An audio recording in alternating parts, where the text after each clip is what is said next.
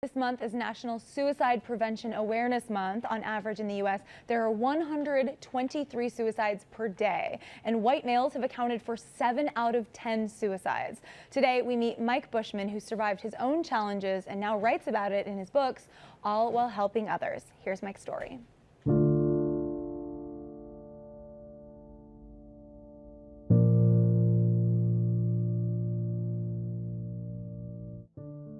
I had struggled with severe depression, worst of it in high school, where suicide ideation was kind of a constant part of my day. Then I hid it for many years. Several years ago, I decided I needed to start talking about it, realize how much of an impact that has to share those stories of hope, because people who are struggling really need to know they're not stuck in that place.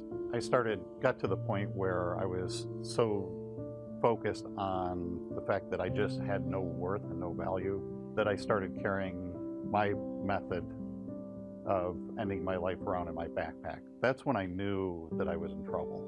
I had to fix something. My mom was probably the only person who had any idea something was wrong, and she forced me to go to a church youth group retreat.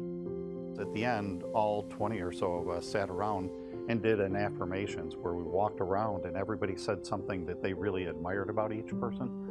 Well, as people were talking about me and saying these great things, I had no idea who they were talking about, because that wasn't what I felt inside.